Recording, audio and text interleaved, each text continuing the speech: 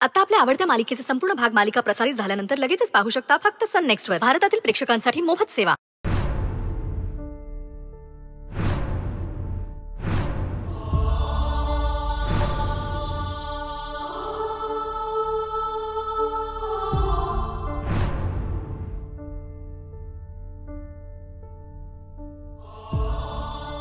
मैत्री, आवर स्वतःला. 3 दिवसापासून उपाशी पोटी अशी फोटो समोर बसलीयस. अजून किती असा त्रास करून घेणार आहेस तू? हा, जो जाणार होता तो तर गेला, आता पुन्हा परत येणार नाही ना? वहिनी, अगं तुझ्या अशा वागण्याने तुझ्या तब्येतीवर काय परिणाम होईल याचा तरी विचार कर ना. आम्हाला तू हवी आहेस ग, म्हणून तर तुझीच काळजी लागून राहिली आम्हाला. अगदी माझ्या मनातलं बोललीस बघ. काळजीपोटीच तर अजून इथे आहोत ना. आताही तुला असं एकटीला सोडून जाण्याची आमची अजिबात इच्छा होत नाहीये, पण असं परक्याच्या घरात किती दिवस राहायचं ना, बरोबर नाही दिसत. डॉली, मैत्री आता कोण आहे? नाही म्हणजे आपल्यासाठी आपल्याच घरातली लेक आहे ना ती. मग तू काहून अशी परक्यासारखी भाषा करू राहिली? तिचा भाऊ नाही गेला ग, तिचा आधारच हरून राहिला ना. मग अशा वेळी आपण सर्वांनीच तिच्या पाठीशी उभं राहायचं ना. मग कोण राहणार दुसरं? मैत्री, जेवून घे बरं. 2 घास पोटात जातील ना तर पुढे काय करायचंय याचा विचार करता येईल. मला तर वाटतं तुझ्या दादांनी तुझ्याबद्दल आधीच विचार करून ठेवला होता, यशवर्धन दादा बरोबर तुझं लग्न लावून देण्याचा. मला तर वाटतं यांची हीच शेवटची इच्छा होती. डॉली, प्लीज, आत्ता लग्नाचा विषय नको. नाही म्हणजे आत्ता ह्या सगळ्याबद्दल बोलण्याची वेळ नाही.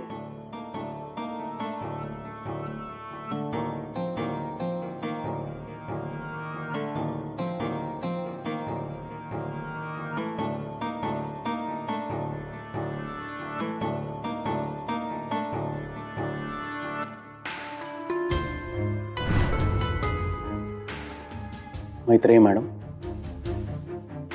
आम्ही सगळ्यांनी तुमची कितीही काळजी घेतली तरी तुमच्या दादांची जागा नाही घेऊ शकत.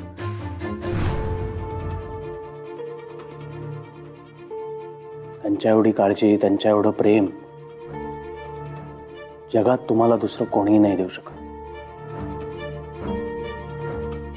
पण मी तुम्हाला फक्त एवढंच सांगेन की प्लीज आता स्वतःला सावरा. ह्या जगात काहीच शाश्वत नाहीये. आपल्या माणसांच्या आठवणी राहतात आणि त्या आठवणीच कायम सोबत करतात आपली.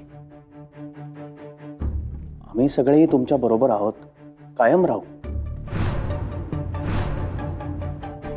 पण असं आपल्यात काही नातं नसताना दुसऱ्या माणसाच्या घरी राहणं मला सध्या पटत नाहीये.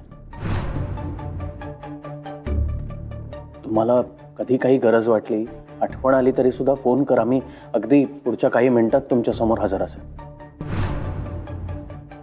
पण आत्ता आम्ही निघतो, येतो आम्ही.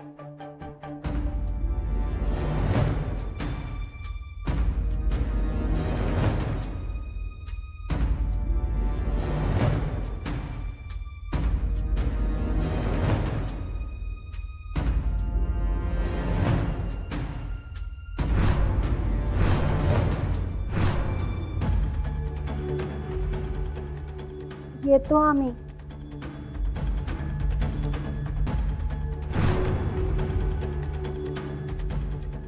येतो ग. हो ना, येतो आम्ही. काळजी घेतो.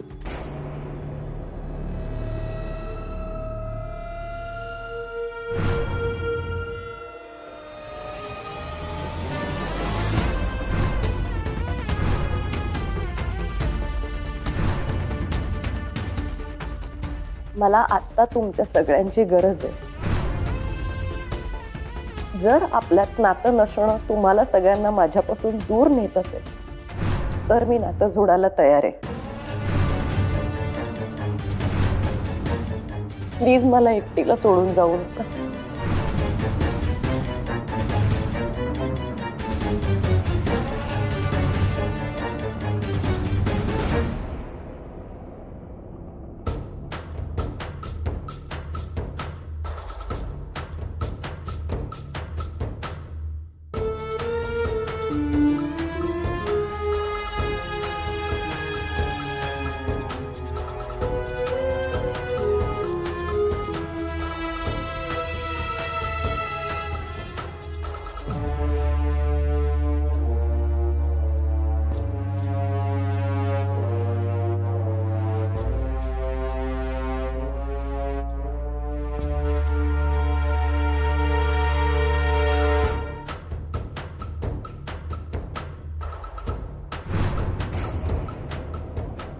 दादासाहेब, तुम्ही आता जिथे कुठे आहात तिथून आपल्या ताई साहेबांवर लक्ष ठेवा, हीच माझी मनापासून विनंती आहे.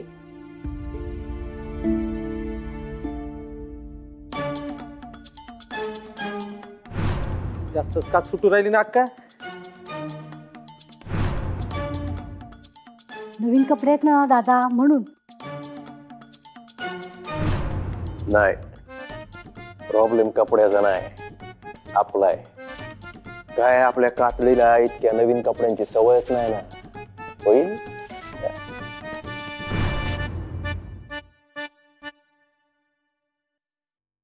Good morning madam. मॅडम काय? Yes madam.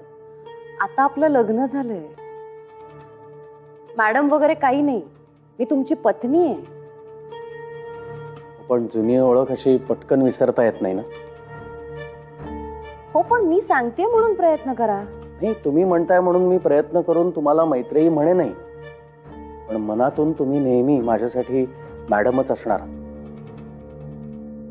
असा हा हट्ट का? हट्ट नाही, जाणीव. आज तुमच्यामुळे माझं आणि माझ्या संपूर्ण कुटुंबाचं आयुष्य बदलून गेलं. अगदी माझ्या मनातलं बोललास बघ.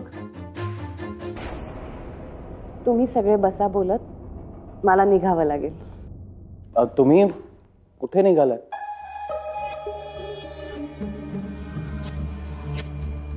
दादा गेला आणि मी अनाथ झाले, पण माझ्या वर्कर्सना, आदिशक्तीच्या कुटुंबियांना मी अनाथ नाही होऊ देणार. काहीही झालं तरी मला त्यांच्यासाठी नव्यानं उभं राहावं लागणार आहे. दादानं उभं केलेलं साम्राज्य आता मलाच सांभाळायचं. नाही, तुमचा मुद्दा अगदी बरोबर आहे. आदिशक्तीच्या संपूर्ण कुटुंबियांचं भलं व्हायलाच हवं. तुमचं काय? तुम्ही अजूनही स्वतःच्या दुःखातनं पूर्णपणे सावरल्या नाही आहात. असं असताना एवढी मोठी जबाबदारी तुम्ही कशी पार पाडणार? माहित नाही, पण आता माझ्यासमोर खरंच काही पर्याय नाहीये. आय एम सॉरी मैत्री, पण आम्ही तुमच्या बाबतीत एवढी मोठी रिस्क घेणार नाही. म्हणजे आता घर आणि ऑफिस सांभाळण्यापेक्षा तुम्ही स्वतःच्या तब्येतीकडे, स्वतःकडे जास्त लक्ष देणं गरजेचं आहे. स्वतःला जास्त वेळ देणं गरजेचं आहे. पण मला नाही वाटत ते आता तरी शक्य आहे.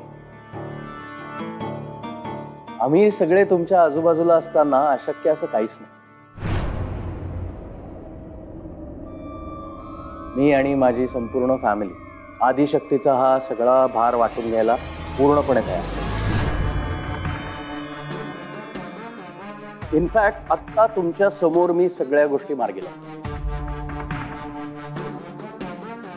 मला माहिती आहे तुम्ही ऑफिसमध्ये कितीही कामात व्यस्त असलात तरी सुद्धा तुमचं अर्ध लक्ष घराकडे, घरातल्या प्रत्येकांचं जेवण, घरातल्या अगदी छोट्या छोट्या गोष्टींमध्ये तुमचा जीव अडकला. हो, कारण आतापर्यंत फक्त दादा आणि मीच होतो. घरचं सगळं मलाच बघावं लागणार ना. नाही, बरोबर आहे, पण आता तुमच्या बरोबर माझी शोभा काकी आहे. आणि शोभा काकी फक्त माझी काकी नाही बरं का, माझ्यासाठी एक अत्यंत चारित्र्यवान आणि संस्कारी व्यक्ती अशी तिची दुसरी ओळख आहे. आमच्या शोभा काकीने काटकसर करून आमचं घर ज्या पद्धतीने सांभाळलंय ना, त्यानंतर तर आम्ही सगळे तिला अन्नपूर्णाच म्हणतो. तुम्हाला सांगतो, प्रत्येकाची आवड निवड तिला व्यवस्थित माहीत असते. आजपर्यंत आमच्या दारात आलेल्या कोणत्याही व्यक्तीला शोभा काकीनी उपाशीपोटी परत जाऊ दिलं नाही.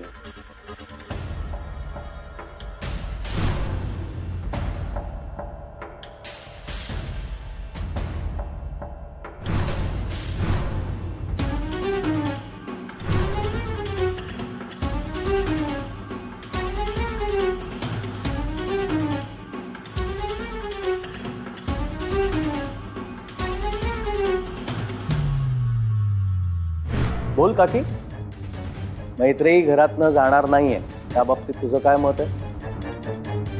तू माझ्याबद्दल एवढं विश्वासाने बोलल्यावर मी नाही कसं म्हणणार? हं?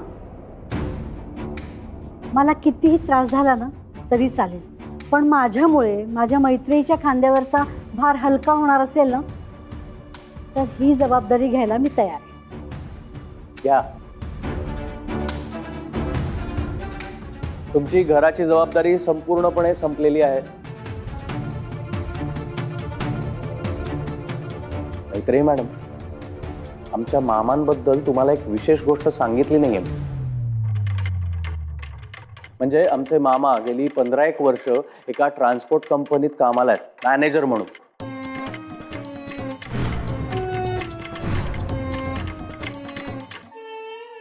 अरे दगडू, हा उस्ताद. 10 वर्ष झाले क्लिनर म्हणून काम करतोय, तरी तुला अजून काच पुसता येत नाही. अहो पुसतो ना. कधी ड्रायव्हर बनणार, कधी गाडी चालवणार? अहो पण उस्ताद. हे का बस काच पुस. बोला मामा. नाही, या फील्ड मधला तुमचा एवढा प्रचंड अनुभव तुमच्या गाठीशी आहे, त्यामुळे आता आदिशक्ती ट्रान्सपोर्टची संपूर्ण जबाबदारी तुम्ही घ्यायला तयार आहात ना? हो, मग तू बोलून राहिला म्हणजे विषय संपून राहिला ना. या फील्ड मध्ये तुम्ही कामाचा किती बी लोड टाकाव, पण एकदा गाडी गिअर मध्ये टाकली ना, आपली गाडी चढ चढणार म्हणजे चढणारच. काय या, तुमच्या आदिशक्ती ट्रान्सपोर्टची संपूर्ण जबाबदारी आता आमच्या मामानी घेतली आहे. आता राहिला प्रश्न आदिशक्ती इंडस्ट्रीजचा.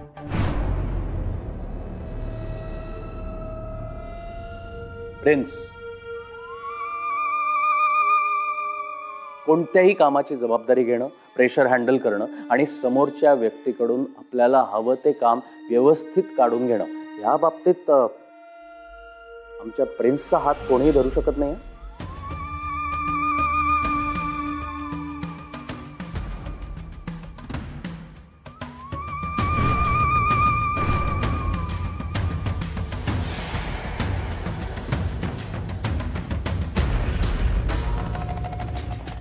बाय आपली पंटर.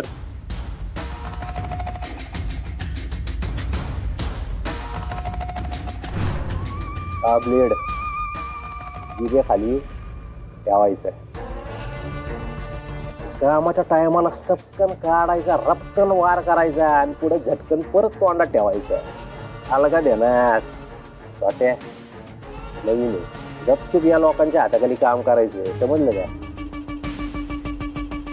तसे आपल्या कामामध्ये आहे ना, समोरच्याला कधी कधी ठोकायला लागतं, कधी कधी आपल्याला पण मार पडतो. त्या टायमाला नाही, एक गोष्ट लक्षात ठेवायची, काही झालं आपलं खरं नाव सांगायचं नाही आणि आपल्या पंटरकडे बोट पण दाखवायचं नाही. आलं का नाही ना? कालच्या सारखी आहे ना, मला तुमची लफडी नको, कळलं का? जर आपापल्या एरियामध्ये काम करायचं. मार्केट यार्ड मधल्या पोरांनी स्टेशनला यायचं नाही आणि मंडईतल्या पोरांनी मेट्रोच्या खाली यायचं नाही. आलं का ध्यानात? जर एकमेकांच्या एरियामध्ये घुसलेला मला कळलं, तिथं येऊन ठोकीन एकेकाला.